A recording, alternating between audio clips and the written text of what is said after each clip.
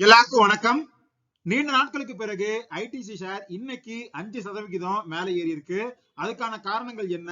தொடர்ந்து மூன்றாவது நாளாக இந்தியாவோட பெரிய ஐடி நிறுவனங்கள் வீழ்ச்சி அடைஞ்சிட்டு இருக்காங்க. இந்த ஏஐ விசஸ் சாப்ட்வேர் குறித்த டிஸ்கஷன்ல இருக்கிற லேட்டஸ்ட் அப்டேட்ஸ் என்ன உட்பட பிப்ரவரி 6, 2026 அன்னைக்கு பிசினஸ் நியூஸ் பேப்பர்ஸ்ல வந்த முக்கியமான பொருளாதாரம் மற்றும் முதலீடு சார்ந்த செய்திகளையும் பங்குச்சந்தை சார்ந்த அப்டேட்ஸையும் தான் இந்த வீடியோல நாம டீடைலா பார்க்க போறோம். நேற்றும் அமெரிக்காவோட நாஸ்டாக் 100 1.5% கிட்ட கரெக்டா இருந்தது. இந்த ஒரு வீக்ல மட்டுமே கிட்டத்தட்ட நாஸ்டாக் 100 5% கிட்ட கரெக்டா இருக்கு. இதுக்கான காரணம் என்ன அப்படின்னா, அமெரிக்கால இருக்கிற டெக் பேஸ்டு ஸ்டாக்ஸ் எல்லாமே அவங்களோட ஏஐ ரிலேட்டட் கேபிட்டல் இன்வெஸ்ட்மெண்ட்ஸ் வந்து இன்க்ரீஸ் பண்ணிட்டே இருக்காங்க. பெரிய நிறுவனங்கள் மட்டும் $660 பில்லியன் இந்த ஏஐ ரிலேட்டட் இன்வெஸ்ட்மெண்ட்ஸ்ல வந்து பண்ணிருக்காங்க அப்படிங்கிற மாதிரி வந்து அவங்க ரிசல்ட்ஸ்ல அனௌன்ஸ் பண்ணிருக்காங்க. சோ இது வந்து திரும்ப ஏஐ அப்படிங்கிறது அந்த கேபிட்டல் இன்வெஸ்ட்மெண்ட்டுக்கான ரிட்டர்ன் வந்து கொடுக்குமா, இல்ல ஏஐங்கிறது பபுலா அப்படிங்கிற மாதிரி அந்த ஃபியர்ஸ் வந்து மார்க்கெட்ல ரீஇக்னைட் பண்ணிருக்கு. அதனாலதான் இன்வெஸ்டர்ஸ் எல்லாருமே அந்த டெக் கம்பெனி ரிலேட்டட் ஷேர்ஸ் வந்து செல் பண்ணிட்டு இருக்காங்க. அதுலயும் குறிப்பா அமேசான் ஸ்டாக் அவங்க ரிசல்ட்ஸோட சேர்த்து இந்த அனௌன்ஸ்மெண்ட் சம்பந்தமான ஒரு அப்டேட்டையும் வந்து கொடுத்திருந்தாங்க. அதுல அவங்க என்ன சொல்லியிருந்தாங்க அப்படின்னா, ஏஐ ரிலேட்டட் இன்வெஸ்ட்மெண்டா மட்டுமே $200 பில்லியன் வந்து நாங்க இன்வெஸ்ட் பண்ண போறோம் அப்படிங்கிற மாதிரி அவங்க அனௌன்ஸ் பண்ணியிருந்தாங்க. ஆனா இது எல்லாரும் எதிர்பார்த்ததை விட ஒரு அதிகப்படியான இன்வெஸ்ட்மெண்ட் அப்படின்னே சொல்லலாம். சோ இந்த அனௌன்ஸ்மெண்ட்டுக்கு அப்புறம் மார்க்கெட்ல ஷேர் வந்து 15% கிட்ட கரெக்டா இருக்கு. இதுக்கான காரணம் என்ன அப்படின்னு பார்த்தோம்னா, இந்த அமேசான் ஷேரோட ஆபரேட்டிங் கேஷ் ஃப்ளோவே வந்து $140 பில்லியன் தான். சோ இவங்க பண்ண போற இன்வெஸ்ட்மெண்ட் வந்து இவங்களோட கேஷ் ஃப்ளோவை விட அதிகமா இருக்கு. அது மட்டும் இல்லாம இவங்களோட கிளவுட் ரெவென்யூ growth வந்து இந்த ரிசல்ட்ல 24% தான் வந்து grow ஆயிருக்கு. இது கூகுள், மெட்டா இந்த மாதிரியான கம்பெனிஸோட கம்பேர் பண்ணும்போது கொஞ்சம் ஸ்லோவா இருக்கு. சோ இந்த அளவுக்கு இன்வெஸ்ட்மெண்ட் பண்ணி அந்த growth வந்து ஸ்பீடா காட்ட முடியல அப்படிங்கிற அந்த விஷயத்தினாலதான் இன்னைக்கு அமேசான் ஷேர்ஸ் வந்து 15% டவுன்ல அமெரிக்கன் மார்க்கெட்ல வந்து ட்ரேட் ஆயிட்டு இருக்கு. அடுத்து கூகுள் அவங்களோட ரிசல்ட்ஸ் வந்து கொடுத்திருந்தாங்க. அதுல அவங்க ப்ராஃபிட்ஸ் வந்து 30% இன்க்ரீஸ் ஆகி $34.5 பில்லியன் வந்து இருக்கு. இதுக்கான காரணம் என்ன அப்படின்னா, அவங்களோட கூகுள் ஜெமினி அப்படிங்கிற அந்த ஏஐ மாடல் வந்து ஓபன் ஏஐ வந்து தாண்டி அந்த ரேஸ்ல வந்து ஃபர்ஸ்ட் பிளேஸ்ல இருக்கு. சோ இதோட கெயின்ஸ் அப்படிங்கிறது இவங்க ரிசல்ட்ஸ்ல நல்லாவே வந்து பிரதிபலிச்சிருக்கு. அதே சமயத்துல இவங்களுமே இந்த ஏஐ ரிலேட்டட் கேபெக்ஸா வந்து 175 இருந்து 185 பில்லியன் வந்து நாங்க பண்ண போறோம் அப்படிங்கிற மாதிரி சொல்லியிருக்காங்க. பட் இந்த அனௌன்ஸ்மெண்ட்னால கூகுள் ஷேர்ல பெருசா வந்து எந்த பிரஷரும் இல்ல. ஏன்னா அவங்களோட இந்த கிளவுட் ரெவென்யூ அப்படிங்கிறது 48% வந்து இயர் ஆன் இயர் இன்க்ரீஸ் ஆயிருக்கு. அதேதான் வந்து மெட்டால நடந்திருக்கு. மெட்டால வந்து அவங்க கேபெக்ஸ் கைடன்ஸா வந்து 115 இருந்து 135 பில்லியன் அப்படிங்கிற மாதிரி அனௌன்ஸ் பண்ணிருக்காங்க. ஆனா அவங்களோட ஆட் ரெவென்யூ அப்படிங்கிறது காம்பவுண்ட் ஆயிட்டே இருக்கு. சோ இதனால கூகுள் அண்ட் மெட்டால இந்த அனௌன்ஸ்மெண்ட்னால பெருசா வந்து எந்த ரிஃப்ளெக்ஷனும் இல்ல. ஆனா அமேசான் ஸ்டாக் அவங்களோட கேபெக்ஸ் இன்க்ரீஸ் பண்ண போறோம் அப்படின்னு அனௌன்ஸ் பண்ணதுக்கு அப்புறம் 15% கிட்ட ஷேர் வந்து கரெக்டா இருக்கு. அடுத்து இந்த ஏஐ ரிலேட்டடா மாடல்ஸ் வந்து புதுசா வந்து இந்த வாரம் அனௌன்ஸ் பண்ணி இந்த மார்க்கெட்ல வந்து ஒரு கலக்கத்தை ஏற்படுத்தின கம்பெனி அப்படிங்கிறது ஆந்த்ரோபிக் அப்படிங்கிற அந்த கம்பெனி தான். சோ இந்த கம்பெனியோட சிஇஓ வந்து என்ன சொல்லியிருக்காரு அப்படின்னா, இந்த மாடல்ஸ் அப்டேட் ஆக சாஃப்ட்வேர் இன்ஜினியரிங் அப்படிங்கிறது ஒரு வருஷத்துக்குள்ள சுத்தமா வந்து அப்சல்யூட் ஆயிடும் அப்படிங்கிற மாதிரி சொல்லியிருக்காரு. பட் ஆனா மத்த அனலிஸ்ட் எல்லாரும் என்ன சொல்றாங்க அப்படின்னா, என்ட்ரி லெவல் ஜாப்ஸ்ல ஒரு இம்பாக்ட் இருக்குமே தவிர ஒட்டுமொத்தமா இந்த செக்டாரே வந்து அப்சல்யூட் ஆயிடும் அப்படிங்கிறது ஒரு பெரிய கிளைம் தான் அப்படிங்கிற மாதிரி சொல்லியிருக்காங்க. அதுலயும் குறிப்பா நாஸ்காம் வந்து என்ன சொல்லியிருக்காங்க அப்படின்னா, ஏஐ ரிலேட்டட் டூல்ஸ் அப்படிங்கிறது ஐடி சர்வீசஸ்க்கு துணையா தான் வந்து இருக்குமே தவிர ஐடி சர்வீசஸ் வந்து காலி பண்ணாது அப்படிங்கிற மாதிரி நாஸ்காம் வந்து அப்டேட் பண்ணியிருக்காங்க. சோ இந்த ட்ரபிளான ஒரு சிச்சுவேஷன் அப்படிங்கிறது இன்னைக்கு இந்தியன் மார்க்கெட்ல வந்து ரிஃப்ளெக்ட் ஆச்சு. ஓவராலா நிப்டி 50 வந்து ஒரு பிளாட் டு பாசிட்டிவ் அப்படிங்கிற மாதிரி க்ளோஸ் ஆனாலும் ஐடி பீஸ்ல வந்து 1.5% கிட்ட கரெக்ஷன் அப்படிங்கிறது இருந்தது. சோ தொடர்ந்து 3 நாளா ஐடி பீஸ் வந்து கரெக்ஷன்ல இருக்கு. நிப்டி ஐடி வந்து 35,600 அப்படிங்கிற அந்த பாயிண்ட்ல இருக்கு. கோஃபோர்ஜ், டிசிஎஸ் இந்த மாதிரி எல்லா கம்பெனிஸுமே 4% கிட்ட கரெக்டா இருக்காங்க. ஐடி பீஸுமே 40 ரூபாய்க்குள்ள இருக்கு. சோ இன்னைக்குமே நான் வந்து உண்டியல்ல காசு போடுற மாதிரி கொஞ்சம் குவான்டிட்டி ஐடி பீஸை வந்து அக்குமுலேட் பண்ணியிருந்தேன். அடுத்து இந்தியாவில் இருக்கிற இந்த ஐடி கம்பெனிஸோட இந்த ரெவென்யூ டீடைல்ஸ் பத்தி ஜெஃபரிஸ் பேசும்போது அவங்க என்ன சொல்லியிருக்காங்க அப்படின்னா, இந்த ஏஐயோட புதிய அப்டேட், இந்த ஆந்த்ரோபிக்கோட புதிய அப்டேட் அப்படிங்கிறது அப்ளிகேஷன் சர்வீசஸ் தான் வந்து பாதிக்குது. ஆனா இந்தியாவில் இருக்கிற இந்த ஐடி கம்பெனிஸோட இந்த அப்ளிகேஷன் சர்வீசஸ் ரெவென்யூ அப்படிங்கிறது அவங்களோட ஒட்டுமொத்த ரெவென்யூல 40 இருந்து 70% இருக்கு. சோ இதனாலதான் இந்தியன் ஐடி கம்பெனிஸ்ல இதோட இம்பாக்ட் அப்படிங்கிறது ஹெவியா இருக்கு அப்படிங்கிற மாதிரி சொல்லியிருக்காங்க. சோ இதை வந்து நான் வந்து ஒரு ஆப்பர்ச்சுனிட்டியா தான் பாக்குறேன். மாட்டேன். பட் ஆனா கொஞ்சம் கொஞ்சமா வந்து அக்குமுலேட் பண்ணணும் அப்படிங்கிறது தான் வந்து இதுல என்னோட ஸ்ட்ராட்டஜியா இருக்கு. ஏன்னா டெக்னிக்கலா பார்த்தாலுமே இந்த நிப்டி ஐடி வந்து இப்ப 35,600 அப்படிங்கிற ரேஞ்சில் இருக்கு. எப்போ இது 38,000 வந்து ரீச் பண்ணி அதை பிரேக் பண்ணுதோ அப்பதான் வந்து ஒரு ஸ்ட்ராங்கான அப்வர்ட் மூவ்மெண்ட் அப்படிங்கிறது இந்த ஐடில வரதுக்கான வாய்ப்பு இருக்கு. அது வரைக்கும் எந்த அளவுக்கு இதுல கெயின் வந்தாலும் அது செல் ஆன் ரைஸ் அப்படிங்கிற மாதிரி ஒரு செக்மெண்ட்ல தான் போகும் அப்படின்னு நினைக்கிறேன். அடுத்து டவுன்ஃபால்ல பார்த்தோம் அப்படின்னா 33,000க்கும் கட் பண்ணி போறதுக்கான சான்ஸும் இருக்கு அப்படிங்கிறதுனால கொஞ்சம் கொஞ்சமா வந்து ஐடிபிஸை இந்த ஒரு சிச்சுவேஷன்ல நான் வந்து அக்குமுலேட் பண்ணிட்டு இருக்கேன்.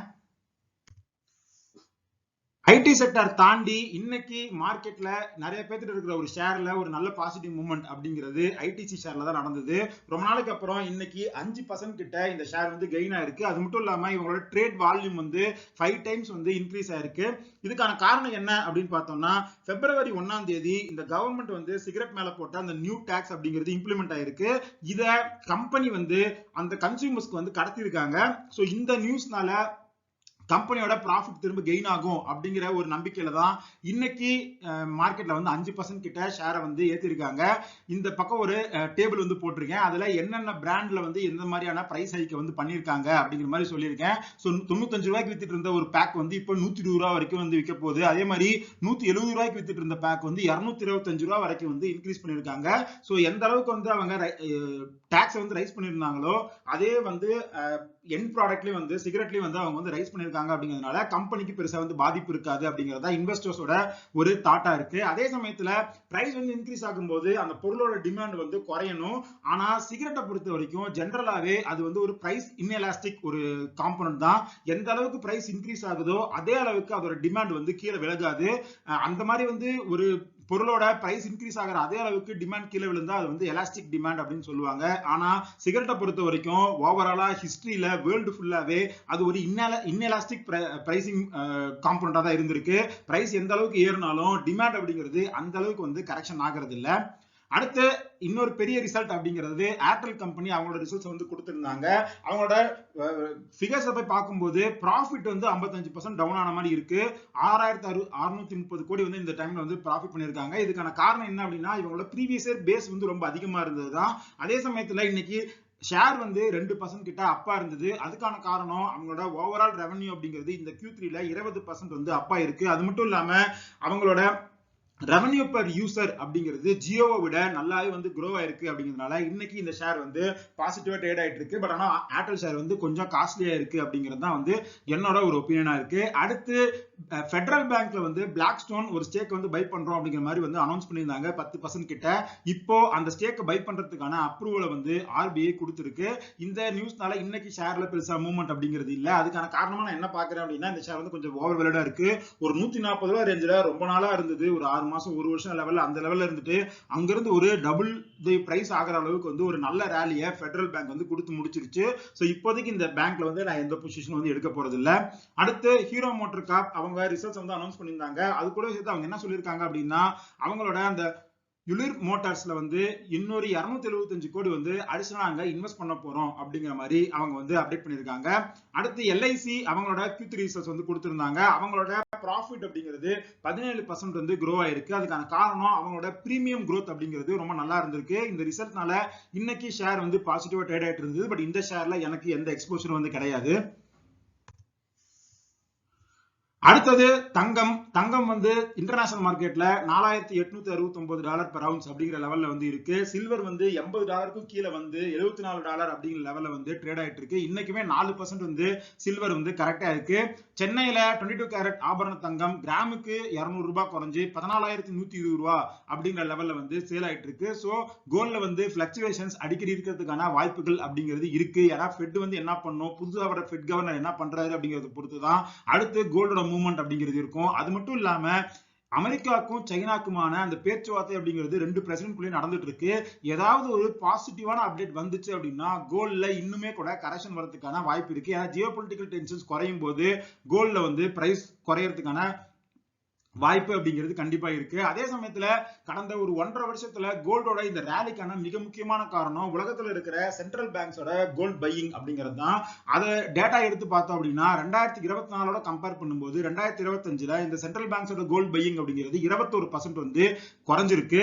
அது மட்டும் இல்லாம கடந்த 2022 23 இந்த டைம்ல எல்லாம் வந்து 1000 டன்னுக்கு மேல சென்ட்ரல் பேங்க்ஸ் வந்து வாங்கியிருந்தாங்க. ஆனா அது 2025ல 1000 டன்னுக்கும் கீழே வந்து குறைஞ்சிருக்கு. பட் ஆனா அனலிஸ்ட் எல்லாரும் என்ன சொல்லியிருக்காங்க அப்படின்னா பிரைஸ் இந்த அளவுக்கு ரேலி ஆனதுக்கு அப்புறம் வெறும் 21% தான் வந்து பையிங் வேல்யூம் வந்து குறைஞ்சிருக்கு அப்படிங்கிறது வந்து இன்னமும் சென்ட்ரல் பேங்க்ஸ் கோல்ட வந்து பை பண்ணிட்டே இருக்காங்க அப்படிங்கறதான் காட்டுது அப்படிங்கிற மாதிரி சொல்லியிருக்காங்க. அடுத்து புரோக்கரேஜ் யூபிஎஸ் வந்து என்ன சொல்லியிருக்காங்க அப்படின்னா கோல்ட்ல பிளக்சுவேஷன்ஸ் இருந்தாலும் இந்த இயர் எண்டுக்குள்ள $6200 வந்து இன்டர்நேஷனல் மார்க்கெட்ல கோல்டு வந்து எட்டும் அப்படிங்கிறது தான் அவங்களோட ஒரு அப்டேட்டா இருக்கு. அதே சமயத்துல இன்னைக்கு மார்க்கெட் நடந்துட்டு இருக்கும் போது ஆர்பிஐ அவங்களோட எம்பிசி மீட்டிங்கை வந்து கண்டக்ட் பண்ணியிருந்தாங்க. சோ அவங்களோட அந்த மீட்டிங் எண்ட்ல வந்து ரெப்போ ரேட்டை ஸ்டெடியா 5.25 வந்து வைக்கிறோம், நாங்க வந்து எந்த கட்டும் பண்ணல அப்படிங்கிற மாதிரி அப்டேட் பண்ணியிருக்காங்க. இது எதிர்பார்த்ததுதான். ஏன்னா டிசம்பர்ல இன்ஃபிளேஷன் டேட்டா வந்து கொஞ்சம் அதிகமா வந்ததுனால ரேட் கட் பண்ண மாட்டாங்க அப்படிங்கிற எக்ஸ்பெக்ட் பண்ணாங்க. சோ இந்த அனௌன்ஸ்மெண்ட் வந்ததுக்கு அப்புறம் ரியாலிட்டி ஷேர்ஸ் வந்து கொஞ்சம் டவுனா இருந்தது. ஏன்னா ரேட் கட் பண்ணியிருந்தாங்க அப்படின்னா அந்த ஹோம் லோனோட இன்ட்ரெஸ்ட் ரேட் வந்து குறைஞ்சிருக்கும். மக்கள் நிறைய பேர் வந்து பில்டிங்ஸ் அந்த செக்டார்ல வந்து கொஞ்சம் இன்வெஸ்ட்மெண்ட் பண்ணுவாங்க அப்படிங்கிறதுனால அந்த ஷேர்ஸ் வந்து கெயின் ஆயிருக்கும். பட் இது நடக்கல அப்படிங்கிறதுனால இன்னைக்கு அந்த செக்மெண்ட் வந்து கொஞ்சம் நெகட்டிவா வந்து பெர்ஃபார்ம் பண்ணிருக்கு. அடுத்து மியூச்சுவல் ஃபண்ட்ஸ் எல்லாருமே வந்து கோல்ட் அண்ட் சில்வரை தாண்டி காப்பர் மாதிரியான இந்த உலோகங்கள்லயும் வந்து ETF கொண்டு வரதுக்காக செபி கிட்ட வந்து பேசிட்டு இருக்காங்க அப்படிங்கிற மாதிரி நியூஸ் வந்திருக்கு. ஆனா செபி வந்து இதுக்கு அப்ரூவ் பண்ணுமா அப்படிங்கிறது ஒரு கொஸ்டினபிள் தான். ஏன்னா ETFல இன்வெஸ்ட் பண்ணும்போது அதுக்கான பிசிக்கல் கோல்ட அந்த ஃபண்ட் ஹவுஸ் வந்து வாங்கி பிசிக்கலா ஸ்டோரேஜ் பண்ணி வைக்கணும். கோல்ட் அண்ட் சில்வர் அப்படிங்கிறது ரொம்ப ஈஸி. பட் ஆனா காப்பர் மாதிரியான ஒரு வெயிட்டான ஒரு உலோகத்தை வந்து அந்த மாதிரியான ETF மெயின்டைன் பண்றதுல இருக்கிற ஒரு பிராக்டிகல் டிஃபிகல்டிஸ் எல்லாமே இருக்கு. பட் செபி வந்து எப்படி ப்ரொசீட் பண்ணுது அப்படிங்கிறத நாம பொறுத்திருந்து தான் பார்க்கணும். அடுத்து EPFO வந்து இந்த ஈக்விட்டி மார்க்கெட்ல இன்வெஸ்ட் பண்றதை பத்தி இன்னொரு அப்டேட் இருக்கு. ரொம்ப நாளைக்கு அப்புறம் ரீசெண்டா தான் வந்து அந்த ஈக்விட்டி இன்வெஸ்டிங் அப்படிங்கறத வந்து இவங்க வந்து ப்ரொபல் பண்ணிட்டு இருக்காங்க. இப்போ வரைக்குமே சென்செக்ஸ் அண்ட் நிஃப்டி இந்த மாதிரியான இந்த இண்டெக்ஸ் ஃபண்ட்ல தான் வந்து 15% வரைக்கும் அவங்களோட ஃபண்ட்ஸ்ல வந்து இந்த எக்ஸ்போஷர் அப்படிங்கறத வச்சிருந்தாங்க. இப்போ இந்த மாதிரி இந்த இண்டெக்ஸ் ஃபண்டை தாண்டி sectoral fund, factor based ETF இது எல்லாத்துலயுமே இன்வெஸ்ட் பண்றதுக்கான ஆப்பர்ச்சுனிட்டிஸ் இருக்கிற மாதிரி அவங்க வந்து செக் பண்ணிட்டு இருக்கோம் அப்படிங்கிற மாதிரி வந்து அப்டேட் பண்ணிருக்காங்க. அடுத்து போன வருஷம் ஃபுல்லா FIS வந்து செல்லிங்ல இருந்தாங்க. ஜனவரியிலுமே செல்லிங் அப்படிங்கறத FIS வந்து பண்ணிருக்காங்க. அதுலயும் குறிப்பா பினான்சியல், FMCG, ஹெல்த் கேர் இந்த 3 செக்மெண்ட்லயும் அவங்களோட செல்லிங் அப்படிங்கிறது அதிகமா இருந்திருக்கு அப்படிங்கிற மாதிரி ரிப்போர்ட் வந்திருக்கு. அமெரிக்காவுக்கும் இந்தியாவுக்குமான அந்த ட்ரேட் டீல் அனௌன்ஸ்மெண்ட்டுக்கு அப்புறம் ஒரு 2-3 நாளா பெருசா நியூஸ் இல்ல. ஆனா இந்தியன் சைட்ல இருந்து திரும்ப இப்போ ஒரு அப்டேட் கொடுத்திருக்காங்க. அது என்ன அப்படின்னா ஒரு 4-5 நாள்ல ஒரு ஜாயிண்ட் ஸ்டேட்மெண்ட் வந்து ரிலீஸ் பண்ணுவாங்க. சோ அதுல ஃபர்ஸ்ட் டிரான்ச் ஆஃப் டீடைல்ஸ் வந்து இருக்கும். அது மட்டும் இல்லாம அந்த அனௌன்ஸ்மெண்டோட சேர்த்து 18% அந்த டாரிஃப் அனௌன்ஸ்மெண்ட் அப்படிங்கறதும் வந்து கிக்கின் ஆகும் அப்படிங்கிற மாதிரி ஒரு அப்டேட் வந்து கொடுத்திருக்காங்க. அடுத்து ரொம்ப நாள் கழிச்சு இந்த பிட்காயின் பத்தி ஒரு அப்டேட் பார்க்கலாம். பிட்காயின் பத்தி நான் ப்ரீவியஸ் வீடியோல பேசும்போது இது வந்து ரொம்ப வேல்டரான ஒரு இன்வெஸ்ட்மெண்ட், எந்த ஃபண்டமெண்டல்ஸும் கிடையாது அப்படிங்கறனால நான் வந்து இதுல பெருசா எந்த இன்வெஸ்ட்மெண்ட்டே பண்ணதில்ல. இந்த கிரிப்டோ கரன்சி பக்கமே வந்து நான் வந்து போனதில்லை. பட் ஆனா இந்த பிட்காயின்ல வந்து அக்டோபர் 6ஆம் தேதி வந்து அவங்களோட ஆல் டைம் ஹை ரெக்கார்ட்ல வந்து அவங்க இருந்தாங்க. $1,00,000 மேல அந்த பிட்காயினோட வேல்யூ வந்து இருந்தது. ஆனா அந்த அக்டோபர் 6ஆம் தேதிக்கு அப்புறம் பிட்காயின்ல நடந்த ஃபால் அப்படிங்கிறது இப்ப ஒரு 4-5 மாசத்துக்குள்ளேயே 50% ஆஃப் வேல்யூ வந்து காணாம போயிடுச்சு. ஒட்டுமொத்தமா அவங்களோட இந்த கிரிப்டோ மார்க்கெட் அப்படிங்கிறது $4.3 ட்ரில்லியன் வந்து இருந்தது. ஆனா இப்போ அதோட ஒட்டுமொத்த வேல்யூ அப்படிங்கிறது $2.3 ட்ரில்லியன் தான் இருக்கு. அது மட்டும் இல்லாம பிட்காயின் இப்போ $60,000 கிட்ட வந்து ட்ரேட் ஆயிட்டு இருக்கு அப்படிமா சொல்லியிருக்காங்க. சோ இது வந்து ரொம்ப ஒரு ரிஸ்கியான இன்வெஸ்ட்மெண்ட். யாருமே வந்து இந்த மாதிரியான எந்த ஃபண்டமெண்டல்ஸும் இல்லாத ஒரு இன்வெஸ்ட்மெண்ட்ஸ்ல வந்து இன்வெஸ்ட் பண்ணாதீங்க அப்படிங்கறத என்னோட ஒரு ஒப்பீனியன். நான் வந்து இந்த கிரிப்டோ கரன்சி பக்கம் எப்பவுமே வந்து இன்வெஸ்ட் பண்றது கிடையாது. அடுத்து ஃபாரின் ஸ்டாக்ல இன்னொரு அப்டேட் இருக்கு. TSMC இந்த தாய்வான் செமிகண்டக்டர். சோ அவங்க வந்து என்ன சொல்லியிருக்காங்க அப்படின்னா ஜப்பான்ல வந்து ஒரு ப்ரொடக்ஷன் பிளான்ல வந்து 3 நானோமீட்டர் சிப்பை வந்து நாங்க ப்ரொடியூஸ் பண்ண போறோம். சோ இதுக்காக $17 பில்லியன் வந்து நான் இன்வெஸ்ட் பண்ண போறோம் அப்படிங்கிற மாதிரி வந்து அனௌன்ஸ் பண்ணிருக்காங்க. சோ இந்த ஷேரை நான் வந்து இன்டர்நேஷனல் மார்க்கெட்ல ஃபிராக்ஷனல் ஷேர்ஸா கொஞ்சம் கொஞ்சமா வந்து அக்குமுலேட் பண்ணிட்டு இருக்கேன். சோ இதுவும் கூகுளும் தான் வந்து என்னோட ஒரு கன்சிடரேஷன்ல இருக்கிற இன்டர்நேஷனல் ஷேர்ஸா இருக்கு. சோ இதெல்லாம் தான் இன்னைக்கு பிசினஸ் நியூஸ் பேப்பர்ஸ்ல வந்த முக்கியமான பொருளாதாரம் மற்றும் முதலீடு சார்ந்த செய்திகள். இந்த வீடியோல நான் டிஸ்கஸ் பண்ண எல்லா விஷயங்களுமே ஒரு இன்ஃபர்மேட்டிவ் பர்பஸ்க்கு தான். நீங்க இன்வெஸ்ட் பண்றதுக்கு முன்னாடி பர்சனலா ரிசர்ச் பண்ணுங்க. ஒரு செபி சர்டிபிகேட் செக் பண்ணிட்டு அதுக்கப்புறம் இன்வெஸ்ட் பண்ணுங்க. இந்த வீடியோ பிடிச்சிருந்தா இதோட லைக் பண்ணுங்க, நம்ம சேனலை சப்ஸ்கிரைப் பண்ணுங்க. இதே மாதிரி இன்னொரு வீடியோ உங்களை மீட் பண்றேன். அது வரைக்கும் நன்றி, வணக்கம்.